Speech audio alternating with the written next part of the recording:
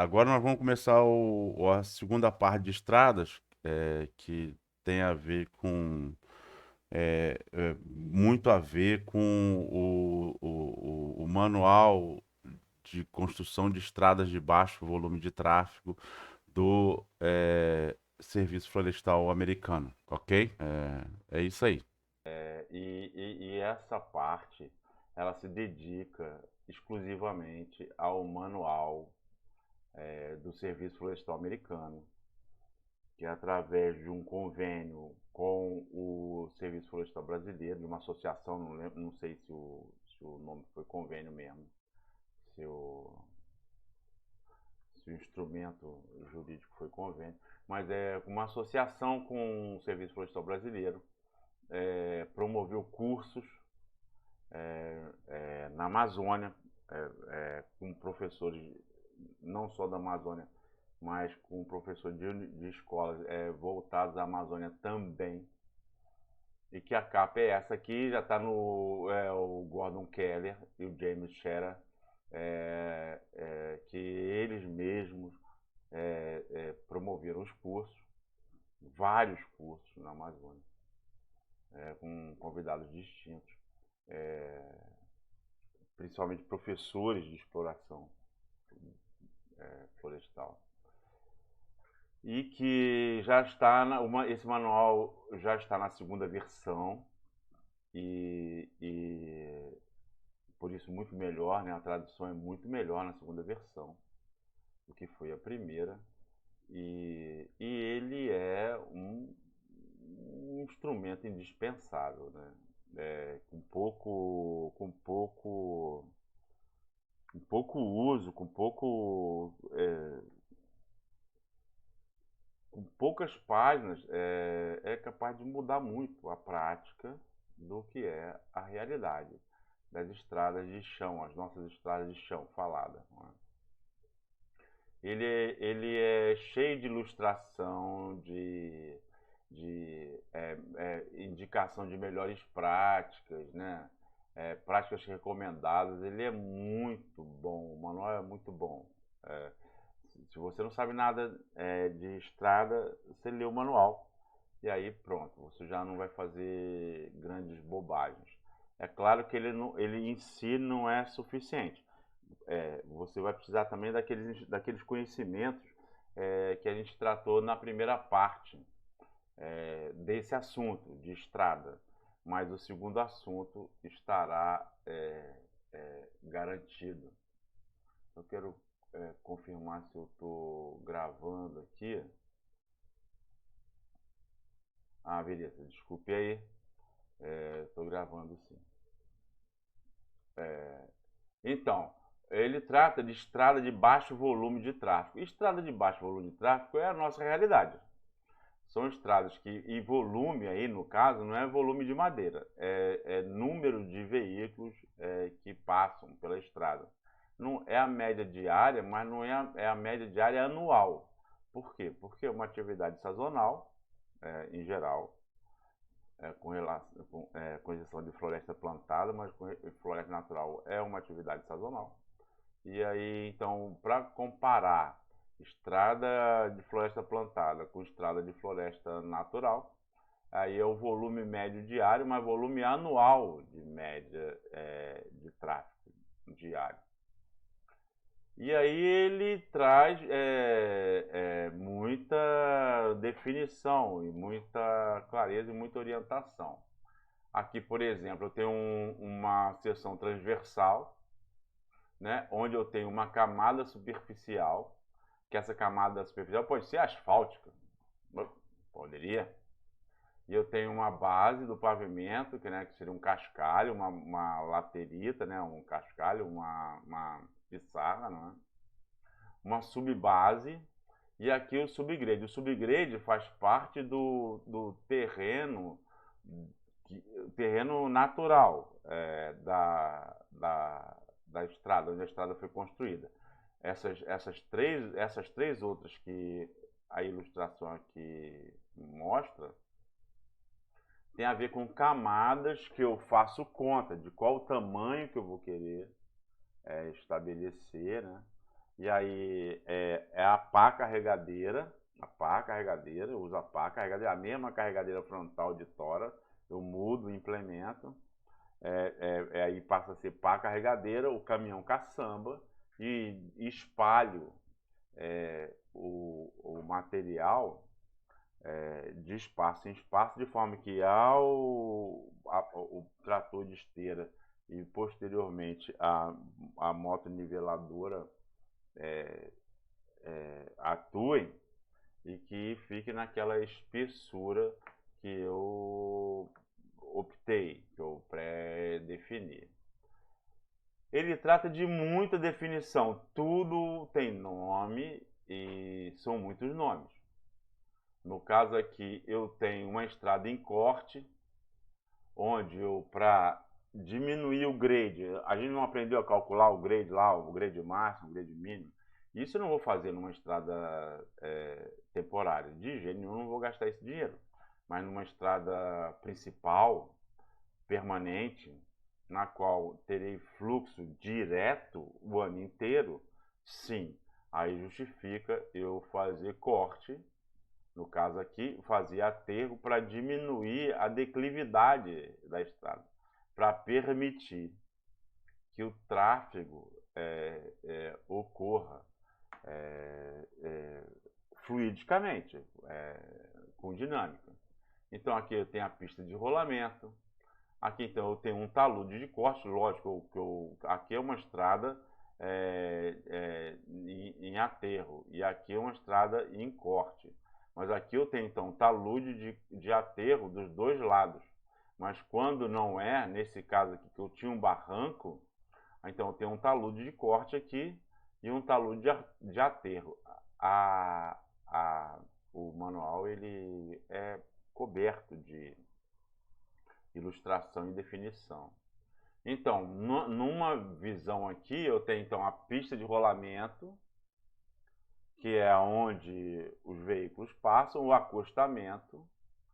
Todos esses, tanto a pista de rolamento quanto o acostamento, estão sobre a camada superficial, que pode existir ou não, não é? Pode ser pissarra. Depois tem uma base desse pavimento aqui. Depois tem a subbase. E o subgrade, no caso aqui já é o subgrade. O grade a gente vai falar depois. Mas é o subgrade é o terreno original, onde a base, a subbase e a camada superficial foram ou não depositadas, instaladas. Né? Então aqui eu tenho então, ó, aqui o talude de corte, tem uma vala para evitar que a água a precipitação que vem aqui não passe pelo leito da estrada, então eu tenho uma vala interna. Depois eu tenho um talude de aterro, veja aqui, essa lateral aqui, que é a plataforma da estrada, que é o limite de construção dela, teve material que saiu daqui, que foi o do corte, e passou para cá, que foi o do aterro, para eu fazer, para ser construída a superfície de terraplanagem, onde há o trabalho das máquinas, aqui corte, aqui aterro. Né? Ainda tem o limite da clareira, que está ilustrado aqui, e o limite da concessão, ou do domínio, né, que está aqui. Então aqui eu posso ter vegetação. Isso aqui eu não estou dizendo que seja nessa proporção, não tem nada a ver. A estrada pode ser construída, mas já pensando que futuramente pode ser muito mais larga, com muito mais pistas.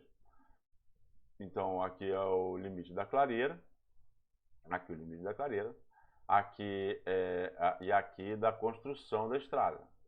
Tá certo? Aqui, desculpe, aqui o limite da clareira, aqui o limite da concessão e aqui onde a estrada é trabalhada, com corte e com aterro. Vamos ver isso nos próximos slides. Então, aqui a gente tem mais um detalhezinho só mais simples aqui do que esse aqui que está mais cheio de informação, né? É só o terreno natural, eu tenho um corte e eu tenho um aterro. Um corte aqui, o material de corte aqui é o material do aterro aqui. Aqui eu tenho um talude de corte, então, e aqui eu tenho um talude de aterro, e aqui eu tenho o subgrade, né? A pista de rolamento, o subgrade da estrada, tá certo? A valeta é isso aqui. Eu tenho valeta em geral interna, né? Eu posso ter externa também, mas interna, para evitar que a água que caia por aqui, pela superfície do aterro de corte, a água que escorra por aqui, não passe por cima da estrada, estragando o leito dela. Então eu construo uma vala. Como é que a gente vai tratar essa vala e vamos tratar adiante. Seção transversal é isso aqui que a gente vem mostrando o tempo todo, que é a seção transversal de uma estrada. E terraplano, ou aterro, é tudo que a gente bota em cima do subgrade. Tá certo? Tudo que a gente bota em cima do subgrade, que aqui é o terreno natural, aí é o terraplano, ou aterro. A base do pavimento, então, se aqui eu tenho um pavimento, ou uma camada superficial, a base do pavimento é o que tem logo abaixo. No nosso caso, em floresta, a gente não tem essa camada superficial. Pode até ter, mas em geral nós não temos. A base do pavimento é o próprio pavimento. Muitas vezes a gente não tem nem a subbase. A gente tem só o subgrade, que é o terreno natural, e a base do pavimento ou o próprio pavimento, que é pissarra, cascalho, seja lá o que for que a gente vai usar, com outros materiais que a gente pode considerar. A subbase está aqui, que é uma camada mais grossa, de rocha mais grossa, que sustentaria a base. Lembrando sempre que eu tenho um polígono, então eu tenho uma largura fixa, e aí eu tenho um comprimento. Se eu tenho um comprimento, eu quero colocar uma subbase ou uma base, não importa, de cascalho mais grosso, cascalho mais fino, de pedra mais grossa. Então eu tenho que ver o volume que esse polígono, essa seção de polígono, vai obter desse material. Se eu já tenho a largura, então eu vejo quanto tem, quanto a caçamba é capaz de transportar, né? 5 metros cúbicos, 6, 8, sei lá, 12 metros cúbicos. E aí daí eu já despejo no espaço certo para naquela largura eu obter aquela espessura, fazendo então esse perfil assim, esse volume. É claro que ele não vai ficar, se você usar aí tem a questão da precisão, dependendo da régua, do instrumento de medição, ele vai estar mais aqui, mais ali, mais aqui, mas não importa. É mais ou menos aquela espessura. O subgrade aqui é a estrutura mais grossa que vai sustentar a base do pavimento, né?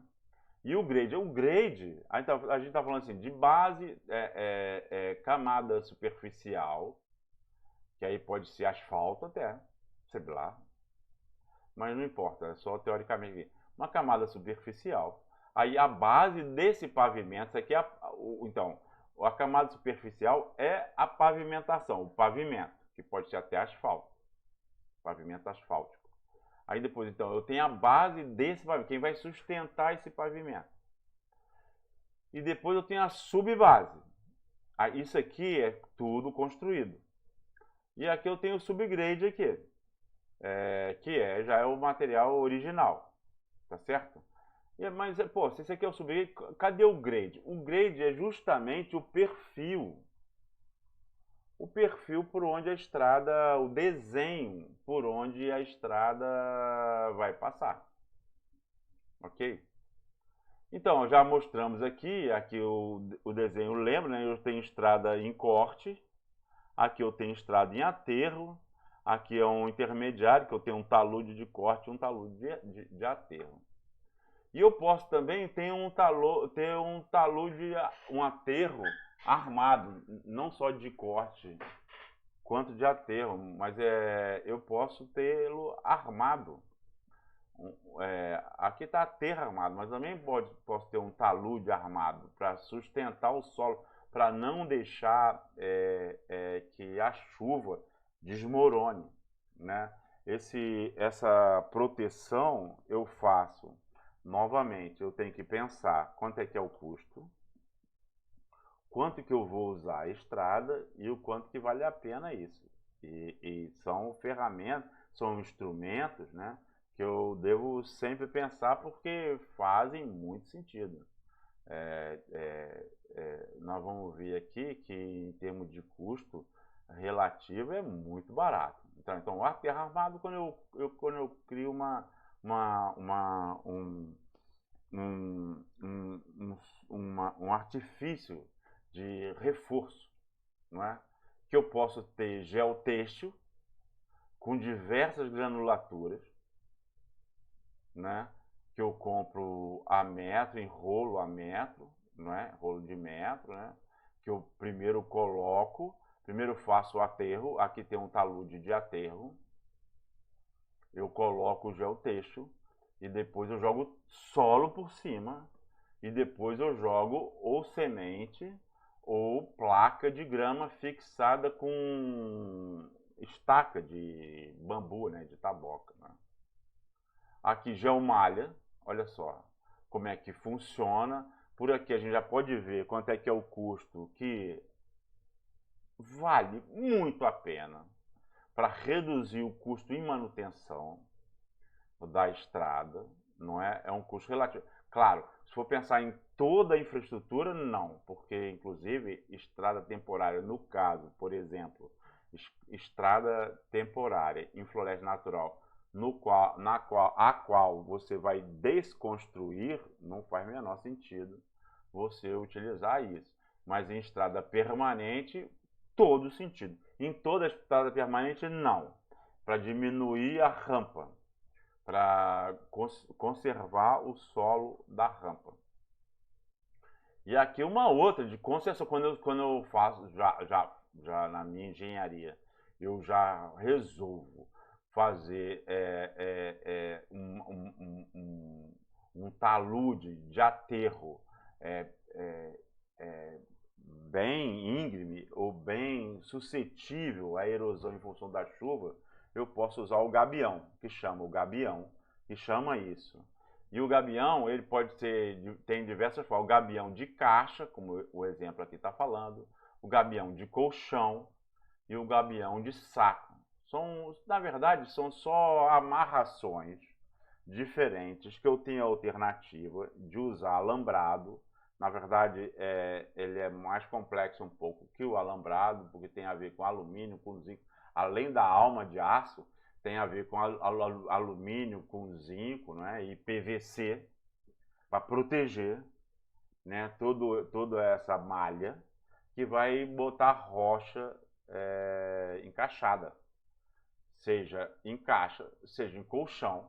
Aí a diferença de caixa para colchão é que o colchão é mais fino, tá certo? É mais fino, é a mesma coisa. E o saco, mesma coisa em termos. E o saco, não, já mais grosso, mais roliço. Então, eu uso essa malha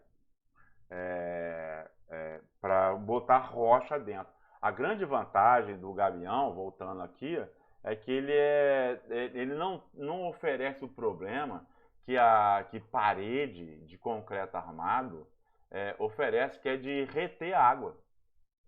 O gabião, ele já é uma estrutura de drenagem em si.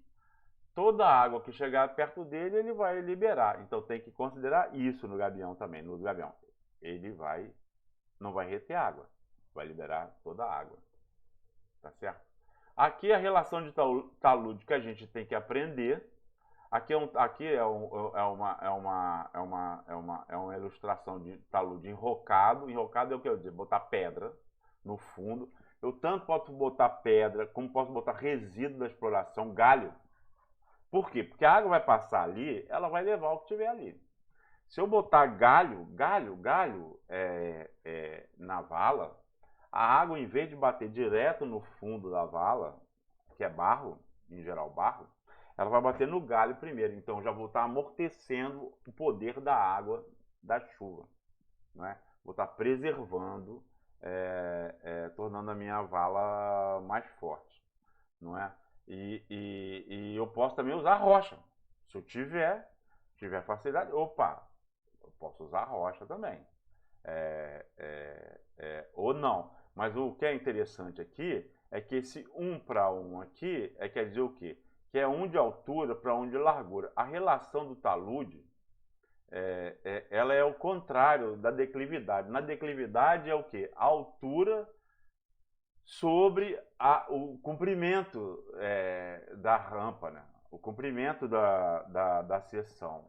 No caso do talude é o contrário. Se eu falo que um talude é 2 por 1, quer dizer o quê? Que isso aqui aqui é um talude 1 por 1. Se, no caso de declividade, eu falo 1 para 2, né? Eu estou falando na tangente, eu posso falar até em porcentagem, que é 1 para 2, cateto oposto sobre o cateto adjacente. No caso do talude, não. No caso do talude, eu falo o contrário. 2 é a base e 1 é a altura. Não é? Então, é só uma forma de expressar. Quando eu falo talude 1 para 1, tudo bem, o cateto adjacente é igual ao oposto. Quando eu falo de talude, eu não falo como eu falo com tangente, que é o cateto oposto sobre adjacente. É o contrário, é o cateto adjacente sobre o oposto. Tá certo? E aqui a gente vê diversas estruturas. Novamente eu vou esclarecer. Eu estou assassinando aquele manual que está lá no SIGA-A. Mas diversas estruturas de drenagem. Por quê? Porque o importante, numa construção de estrada, numa estrada de chão, mesmo que ela seja uma estrada de baixo volume, o importante é drenagem, drenagem e drenagem. Aqui então eu tenho vala, né, externa acima do talude de aterro, né, para não deixar a água escorrer simplesmente. Eu tenho uma vala protegida com galho ou com enrocamento. E aí, de espaço em espaço, a gente vai ver qual é esse espaço. Eu tenho, então, esse aqui é o famoso bigode. Então, eu tenho um desvio, porque a vala vai acumulando água, então uma hora eu tenho que tirar ela dali. E aí eu tenho um desvio, e nesse desvio eu diminuo o impacto do dreno, desse dreno aqui, ao se espalhar na floresta, no solo, usando o quê? Ou rocha ou resíduo de exploração. Então, esse aqui é o famoso bigode. Aqui não, aqui eu já tenho um dreno transversal. Esse aqui é o bigode que tira da vala externa. Aqui eu tenho uma vala interna. Aí a vala interna, eu tenho até uma vala interna superior. Quando a água que vem daqui, ela é primeiro barrada em função da quantidade de água que vem. Eu dou uma primeira segurada nela. Então eu faço uma vala nela. Mais abaixo eu tenho uma outra vala, para não deixar a água escorrer por cima da estrada. E de espaço em espaço, então eu faço uma drenagem transversal, que é isso aqui. Essa drenagem transversal pode ser através de uma vala mesmo, ou pode ser através de bueiro, como a gente vai ver.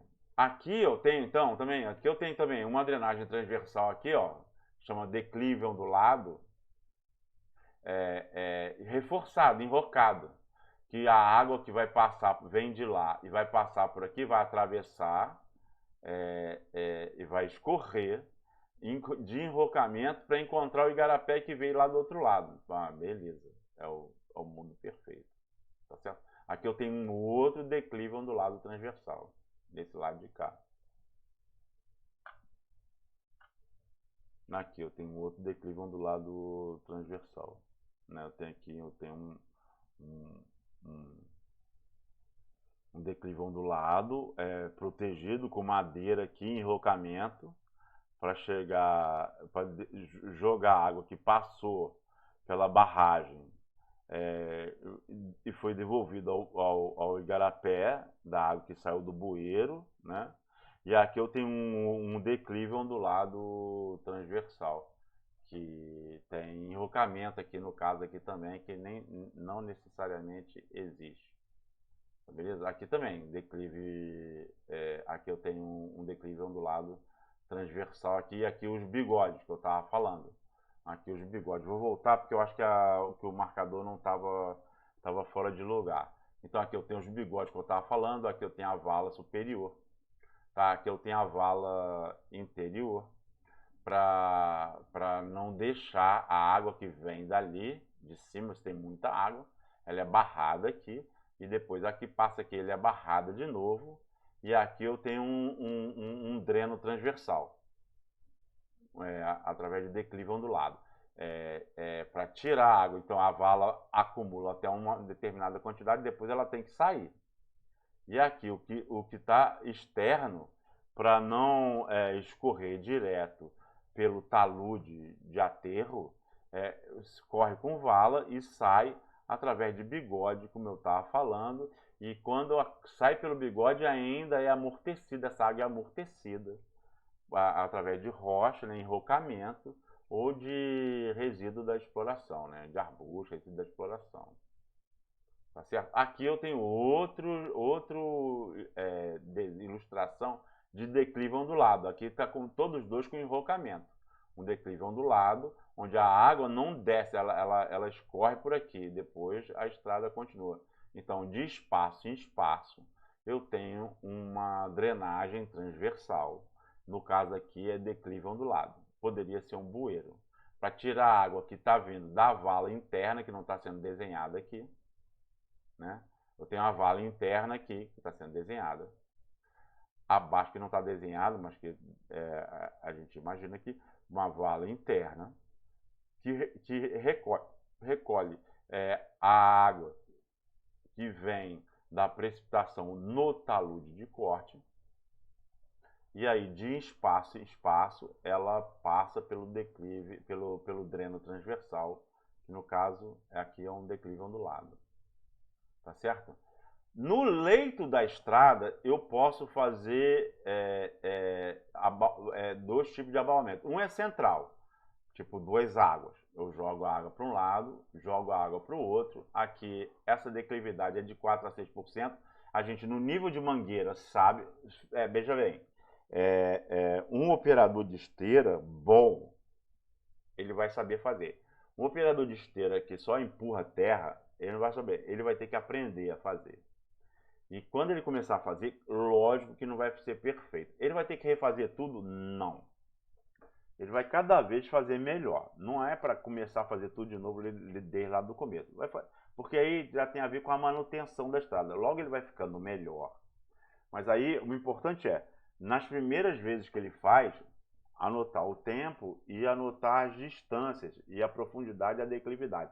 Essa distância e declividade a gente vê com trena e nível de mangueira. Não é com hipsômetro, não, com clinômetro, não. É com nível de mangueira, para ver como é que está e instruindo-o.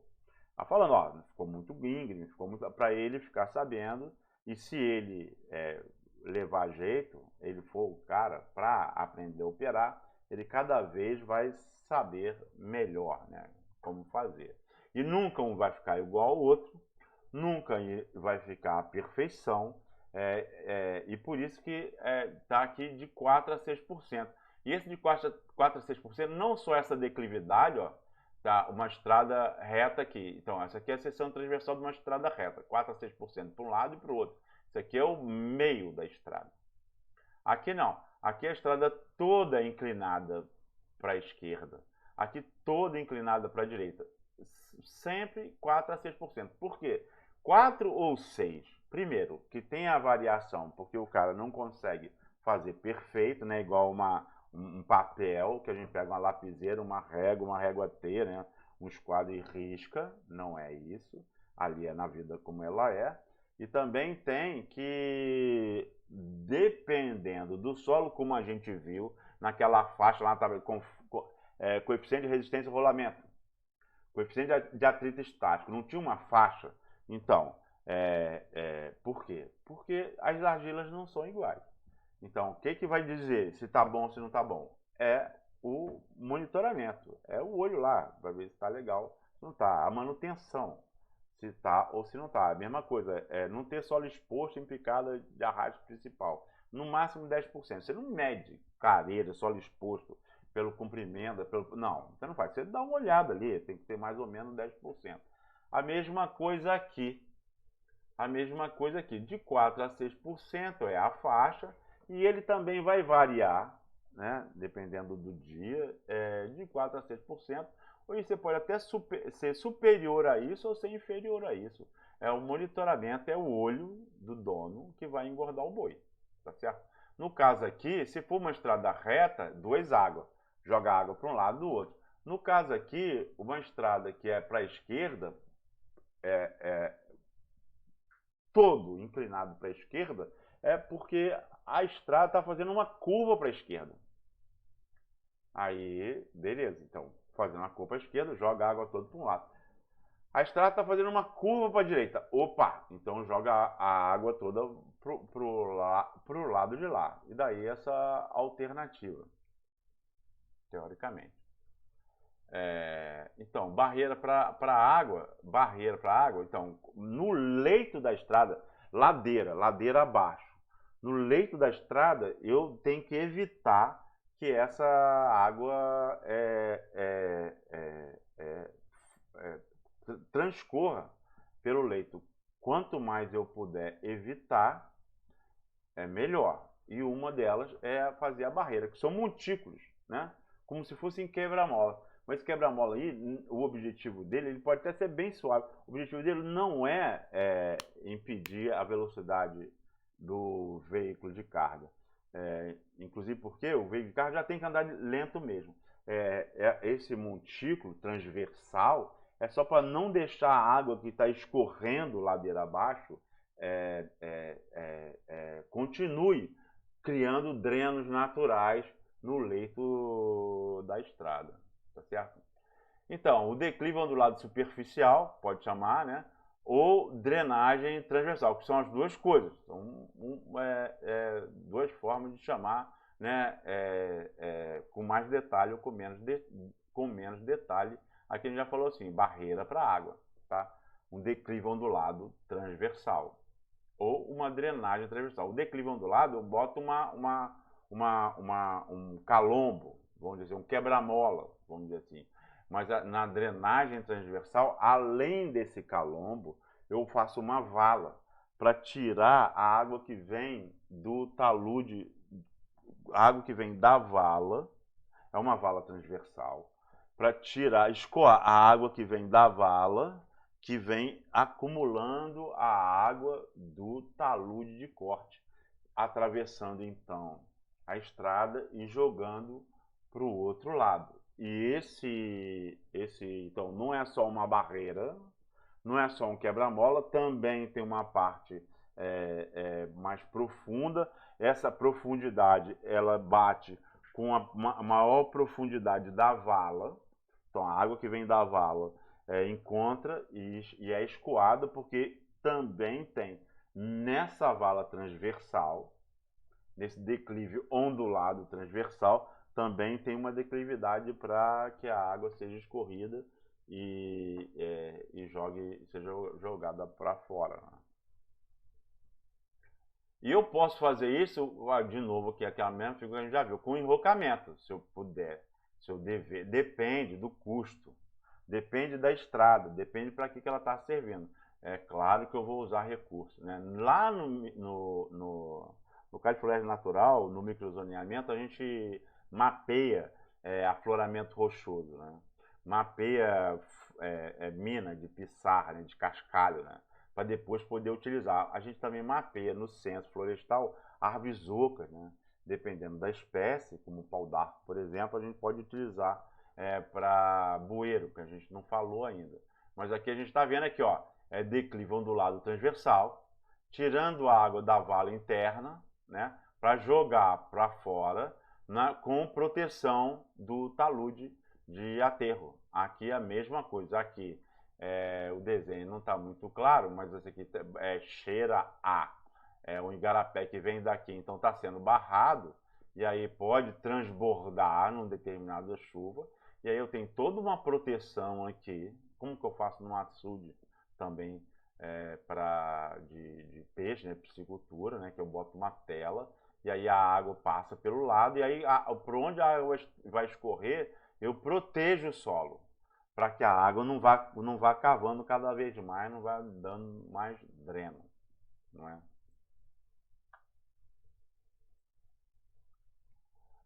Então, essa aqui é uma tabela super interessante, porque ela nos informa qual é a distância entre as drenagens transversais. A gente não tem a drenagem interna, que é a drenagem do talude de corte, que é a vala, que não deixa a água que o talude de corte recebe passar por cima da estrada. A gente não bota uma vala, então essa água ela vai acumular. Então, uma hora eu tenho que botar uma drenagem transversal, que pode ser um declive ondulado ou pode ser um bueiro. Beleza, então, mas de quanto em quanto, de qual em qual distância eu tenho que colocar isso? Essa é a tabela que dá essa informação. Dependendo da declividade, que a gente já viu, de 0 a 3%, de 4 a 6, 7 a 9 e tal. Aí, se o solo é erosivo ou o solo não é erosivo, e aqui a gente está falando, né, solo erosivo e solo não erosivo, aí então qual é a distância? Né, a distância entre declive ondulado transversal ou entre bueiros. Veja bem, isso é um indicativo. Se eu não sei nada, eu vou usar a bibliografia. Mas a minha prática, exatamente o solo que eu estou trabalhando, exatamente a declividade que eu estou trabalhando, exatamente a pluviosidade que eu estou trabalhando, é que vai dizer se essa distância está adequada ou não. Mas se eu não sei nada, eu vou usar isso, porque essa tabela, ela vem em função de super experiência. Então, eu tenho aqui a declividade do terreno, eu tenho duas classificações, está transformando discreto o que é contínuo, não tem problema. É só uma ilustração, só um indicativo de preço, como foi falado lá. Uma tela de 50 metros de alambrado para fazer um gabial, eu posso comprar um gabial pronto, de colchão, de charuto, né, de comprido, ou um gabial quadrado, né, retangular, né. Eu posso querer fazer também. Então, uma tela de alambrado, de um rolo de 50 metros, acho que tô chutando aqui uns 600 conto. Uma coisa mais ou menos por aí. 50 metros de 1 metro, né? Mais ou menos por aí, tô falando de 1 metro aqui. Então, pô, eu posso fazer o meu gabial. Se eu tiver rocha, né? Não, claro que eu tenho que ter rocha. Não, dependendo do lugar que eu tô, não tem rocha nenhuma. No caso do Acre, não tem rocha, esquece. Aí até a FUNTAC, a Fundação de Tecnologia, fez pedra de barro. Bom, mas não importa. Eu tenho que ver qual é a realidade. O que eu estou dizendo justamente porque a realidade é muito distinta. E se eu não sei nada, eu tenho que usar, por exemplo, uma tabela igual a essa, que está me dando um indicativo, para não chutar do nada, dependendo da declividade. Se eu estou trabalhando com solo argiloso ou com solo arenoso, mais argiloso ou mais arenoso, aí qual é o espaçamento entre drenos transversais, que podem ser bueiros ou declive ondulado, como a gente já viu. Aqui também, aqui está aquele detalhamento lá do abaulamento. Não estava lá 4 a 6, aqui está 3 a 5. Qual é a diferença? Nenhuma. A diferença vai ser a prática, vai lá, se deu certo, se não deu certo, se está ficando bom, se não está ficando bom. Na manutenção, olhando lá. Aqui eu estou vendo assim, ó, um talude de corte, 1 para 1, ou seja, a largura dele é igual à altura, cateto oposto igual ao adjacente, eu tenho enrocamento, pô, isso aqui é uma estrada, pode até ser de chão, pode não ter, né, subbase, base, coisa nenhuma. Eu posso ter o solo base mesmo, ou a subbase, né? E leito nenhum. Posso ter sim, mas a gente já viu já o texto, já o malha. Isso aí sempre a gente já viu que é barato, né? E é para situações extremas na qual eu quero ter fluxo. Eu não quero precisar que um trator vá lá puxar o caminhão ou que desmorone tudo,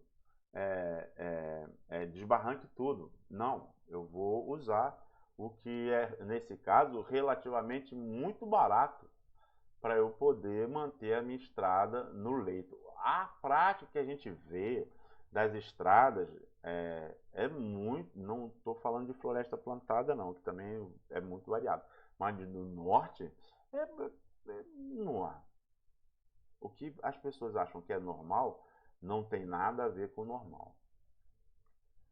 Então, aqui, olha só, eu falei da distância, eu mostrei lá a distância entre declives ondulados, naquela tabela lá, nessa tabela aqui, a distância entre declives ondulados. A largura deles vai depender da largura da estrada, que no mínimo é 4 metros, que a largura da estrada mais estreita que a gente tem é de 4 metros, aquela estrada temporária, só usa lá na época da safra mesmo, e depois a gente vai até ver que a gente tem que desconstruir. Agora, a construção não. E aqui também, olha só, de 8 a 30 metros para a primeira vala. Aí depois no primeiro barranco, no primeiro quebra-mola, vamos dizer, no primeiro quebra-mola, né, no primeira barragem, né, para a água não descer. Aí depois eu tenho de 8 a 30, porque eu não posso fazer isso muito estreito, senão eu vou fazer de fato um quebra-mola. O veículo vai pum, pum. Então eu tenho que ter uma coisa que seja confortável. Eu só quero tirar água. O veículo já anda devagar. Eu não quero sacrificar a suspensão. Então, de 8 a 30, 8 ou 30, entre o começo da elevação e a crista dela. De 8 a 30, é de 8 a 30 mesmo. Você tem que ver lá, no local, qual que é. E que vai variar também, porque você também não vai ter um solo homogêneo. Então, em determinado lugar vai ser mais de um jeito, em determinado lugar vai ser de outro jeito. E se o teu operador de esteira, que em geral é esteira, patrol já é meio fora da realidade, mas o teu operador de esteira pegar a manha, ele vai saber.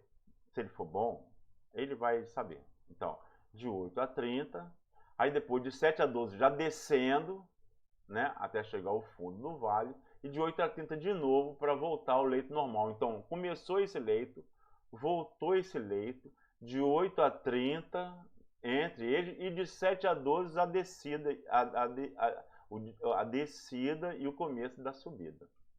Tá certo? Aqui, detalhe da instalação de um bueiro, não é? Que em floresta natural eu utilizo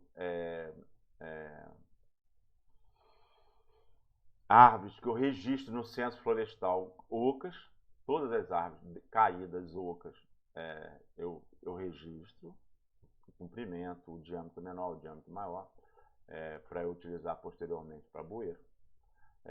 E no caso de floresta plantada, que eu não tenho essa alternativa, eu tenho que usar a manilha mesmo, tá certo?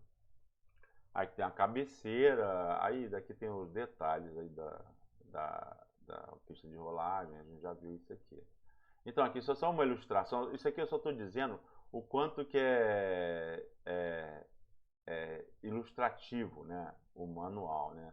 Falando do que é prática errada, logicamente tem aqui o dreno natural, isso aqui está desviando demais, aqui está a prática, aqui está a prática, deixa eu ver aqui, adequada, né?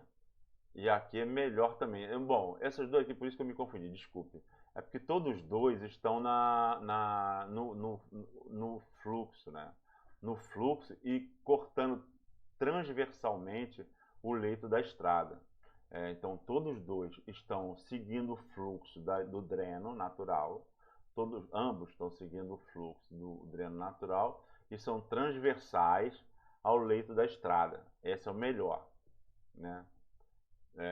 Sem modificação, sem modificação. Eita, eu acho que eu errei aqui na...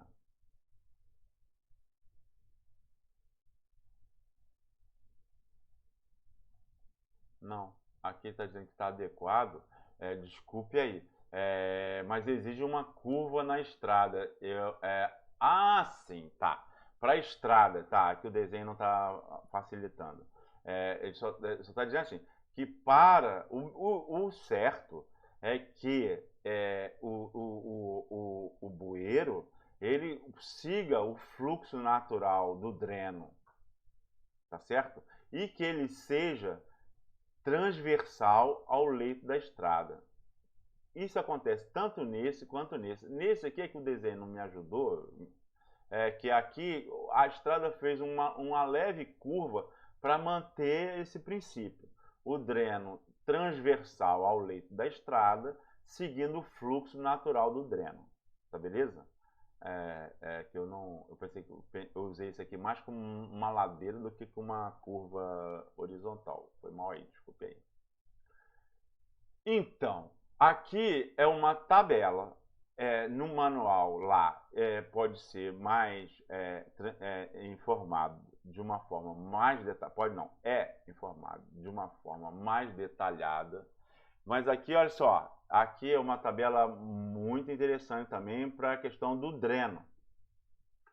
Então, eu tenho hectares da área de drenagem, ou seja, isso é muito fácil no SIG de eu saber. Onde está chovendo, né, onde vai chover e por onde vai correr a água. A água vai correr por onde? Pela minha estrada. Por onde? Por baixo ou por cima. Tá certo? Aí, no caso, eu estou falando por cima, desculpe, por baixo, que é por bueiro. Então, a área da zona de captação, aqui é a área da zona de captação, uma faixa até bastante razoável, né? Então, aí o diâmetro do tubo, tá certo? O diâmetro ou da área, tá certo? Do tubo, tá certo? Aqui, inclinações pronunciadas e inclinações leves. Inclinações pronunciadas da água que está vindo da zona de captação, da bacia, da microbacia, não é? Então, aqui eu tenho a área de captação, aqui o diâmetro Pô, é uma super de uma tabela. Se eu não sei nada, é uma super de uma tabela. Depois eu vou passar a saber por causa do monitoramento, mas é uma super de uma tabela. Que eu posso, no caso lá no manual, ele é muito detalhado. Tem diversas formas de obtenção de um valor mais preciso.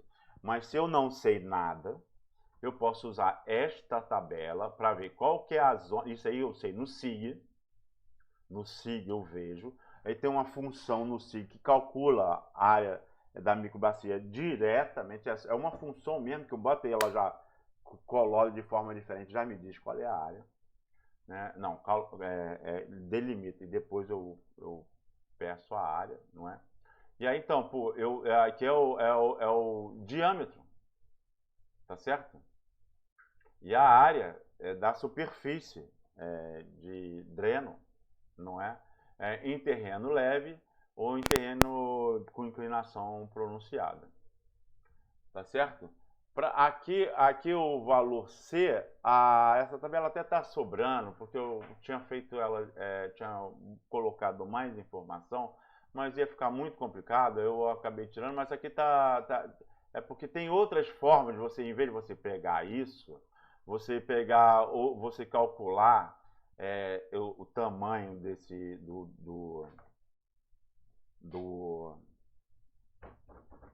do dreno transversal, no caso um bueiro,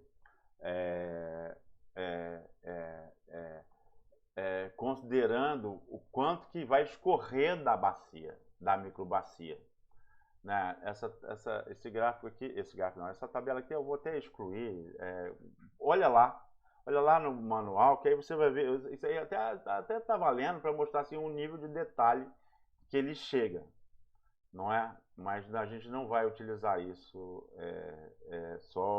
então mais uma propaganda para você olhar lá o manual com calma, não é?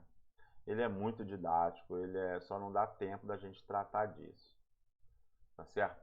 Aqui eu tenho uma outra forma de drenagem transversal, que é passagem aval, que aqui eu tenho eu tenho um dreno, mas aí é um charco, alguma coisa assim, algum dreno pouco importante, que aí eu boto, pouco importante tem sentido de caudalosidade, né? Aí eu posso fazer um enrocamento e passar com o veículo por dentro dele, pelo solo dele, em vez de fazer uma ponte muito larga para fazer bueiro, muito caro para fazer uma ponte, eu posso fazer um enrocamento, deixar o charco continuar passando aqui e eu passar por cima. É uma alternativa. Ou posso fazer uma passagem de aval, isso aqui chama passagem de aval. Ou posso fazer uma passagem de aval com uma infraestrutura maior. Veja que essa passagem de aval aqui, ela não pega, ou ela não vai funcionar na cheia, não é? Ela funciona na seca, né? Passar aqui já está com uma infraestrutura maior, né? Mas o nível máximo da água é maior, vai cobrir essa água aqui. Eventualmente vai até cobrir de forma que eu até consiga passar por ela. Eu fiz uma estrutura, né, pegando pelo fundo do igarapé, né, que está passando aqui, um igarapé largo, né, um charco, e aí daí eu botei aqui, na seca eu passo por cima, e daí na cheia máxima eu ainda consigo passar, mas já em cima, sobre essa estrutura que eu construí. Tá certo? Essa é mais uma ilustração daquele manual de usar matéria orgânica, usar vida, usar vegetal. Não posso usar placa de grama. Eu posso produzir essas placas de grama. Por que não? Paspalum notatum, por que não? Né? Batatai, por que não? Com fixação biológica, né? Azospirillum, por que não eu não posso ter? Aí eu produzo, eu tenho mão de obra lá, eventualmente está sobrando, posso botar dia da saída, dia da chegada, trabalhar ali perto do acampamento, né? E aí produzir a placa e depois cortar a placa e depois transportar no caminhão e aí pregar a placa. Eu posso, tanto no talude de corte quanto no aterro, usando geotexto ou geomalha, ou usando gabião. Gabião aí não precisaria, mas geotexto ou geomalha e aí colocar a placa por cima. Mas também posso fazer enrocamento e usar planta. Essa figura só está ilustrando isso. Né? E aqui eu também tenho zona de armazenagem. Veja que a água que sai aqui do talude de corte foi drenada, para não passar pelo leito da estrada, foi drenada numa caixa de armazenagem. Numa caixa de armazenagem que o trator de esteira faz assim, não precisa nem de reto escavadeiro, o trator de esteira faz assim, cara, daqui para ali, tá certo? Para armazenar a água da chuva. Não é? E aí o espaçamento disso, eu posso usar aquela tabela, inclusive, mas posso também usar, claro que eu vou usar o monitoramento, para saber se está sendo suficiente ou não. Tem que cavar mais fundo ou tem que botar mais em distâncias menores.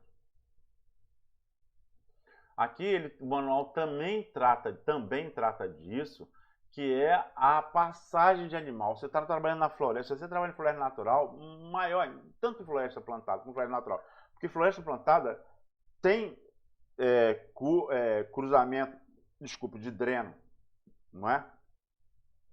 A APP, a área de preservação permanente, não só está do lado d'água, que é um recurso fundamental para a fauna, como também é um corredor ecológico. Pensa bem, as APPs elas é uma forma dendrítica, que se fala, né, dendrítica, de reunir todas as áreas através dos drenos. Então, são corredores ecológicos. Não é? No cruzamento deles, no cruzamento de estrada ou no cruzamento de dreno, passagens. É claro que logo que construir, vai ter um cheiro estranho, o bicho não está acostumado, né? Então, vai ter bicho que vai continuar passando por cima, vai ser atropelado, ele vai ser eliminado. O que passar por baixo vai aprender. Quanto mais cheiro tiver aqui, mais bicho vai passar por aqui. O cachorro também é gente. Mais bicho vai passar. Mais bicho vai passar.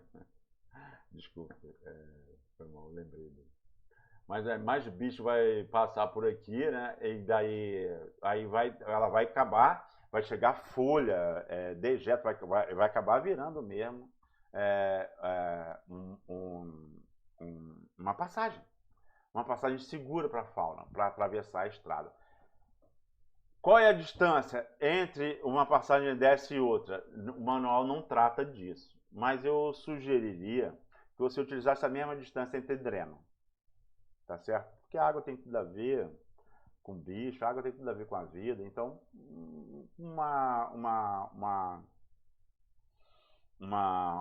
sugestão é usar a distância entre dreno. E não esquecer também, que o manual não trata, mas deve considerar a passagem superior também. Essa aqui é uma passagem subterrânea, né, que está passando embaixo, aqui no caso da via, né, mas tem passagem superior também, para passagem de primata, né, de macaco, né, eventualmente de ave. Tem ave que não atravessa a clareira. Então, até um trato especial para a passagem aérea, não é?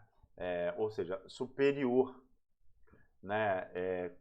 Utilizando o próprio recurso florestal como um túnel, né? Como um túnel, onde animais possam ultrapassar a via em distâncias regulares, né? Como boa prática. Aqui também está falando da boa prática de bueiro, da queda do bueiro em relação ao tá, tu vai fazer o bueiro, mas pô, tem que pensar também na caudalosidade do igarapé, né? Aqui são diversas formas inadequadas, né? E aqui o mundo maravilhoso, né? Onde eu tenho inclusive uma passagem de solo do lado da segurança, do lado da água, né? Super segura, bem abaixo. É claro que com o tempo, mesmo que isso seja novo, os bichos vão aprender a passar por aqui, né?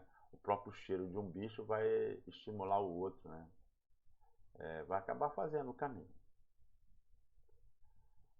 Aqui é um exemplo do que é ruim quando a gente não usa vala, quando a gente não conduz a água, né? Aqui um exemplo alternativo, super alternativo que a gente pode fazer. Em vez de jogar pneu fora, acumular pneu, veja bem, em vez de jogar pneu fora, não só acumular o nosso pneu com um pneu, porque fazenda toda se ajuda, né? É sempre assim, às vezes a gente tem uma ferramenta que o outro não tem, uma serra, um torno, um compressor. Às vezes a gente tem uma coisa que o outro não tem, ou às vezes é material de consumo que falta, cigarro, tabaco, sei lá. A gente tem uma coisa que o outro não tem, o outro tem que a gente não tem. E sempre quem está no trecho se conversa, se frequenta, cria amizade, e tem aquela amizade assim, às vezes cria uma amizade mesmo, mas é sempre uma coisa polida. Por quê? Você nunca sabe quando que você vai precisar do outro. Nunca você vai ter tudo que o outro tem. Às vezes você precisa e às vezes você não tem, né? Então, essa relação é muito comum. Quando tem acidente, para todo mundo ajudar, sabe como é que é? Esse relação, que até que a gente trata também quando a gente trata de proteção florestal na parte de incêndio, né? Do contato, isso pulsa no mato, né?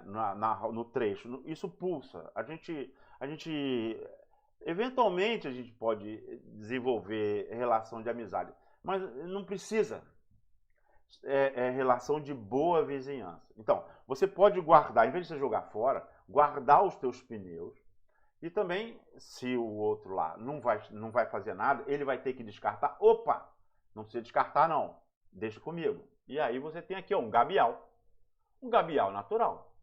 Sabe como? Sem usar a malha. É só um exemplo aqui que também está lá no manual, mais uma propaganda para você utilizar. Aqui um outro exemplo de estrada que é muito comum na nossa realidade, pelo menos na realidade do norte, né? Na realidade do Brasil em geral, melhor dizendo. É muito comum na realidade. Pô, não dá para passar, choveu, o carro não vai subir. Manda o trator lá para buscar. Poxa vida. Mas é a nossa realidade, tá certo? Outro exemplo da Vossoroca, da erosão, né, da água. Daqui a pouco tem que ficar no veículo, procurando onde é que passa, né, diminui, procurando onde é que passa.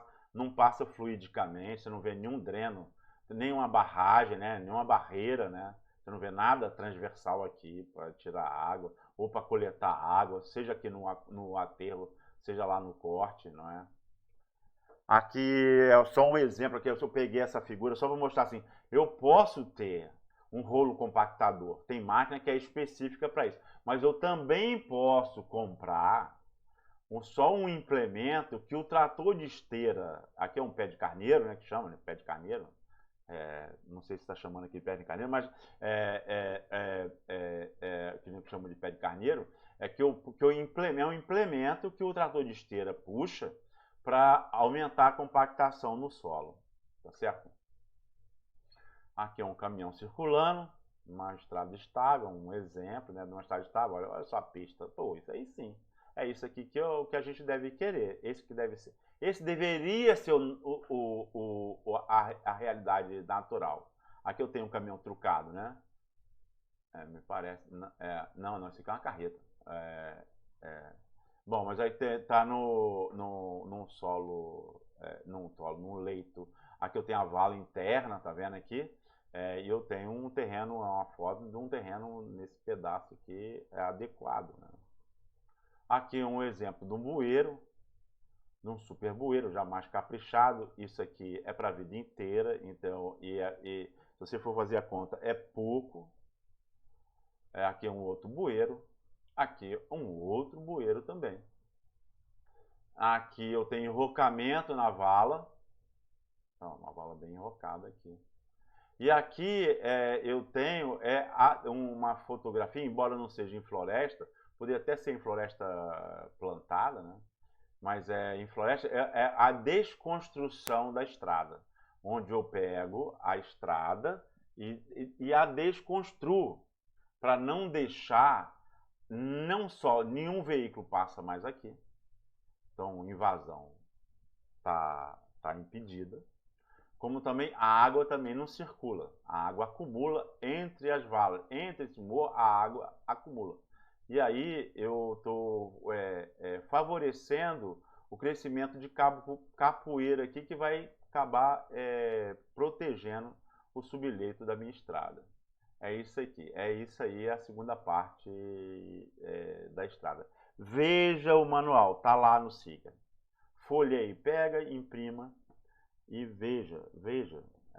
Quando você estiver no trono, veja, folheie, para você ver o quanto que ele pode ser uma boa ferramenta. Falou? Um grande abraço.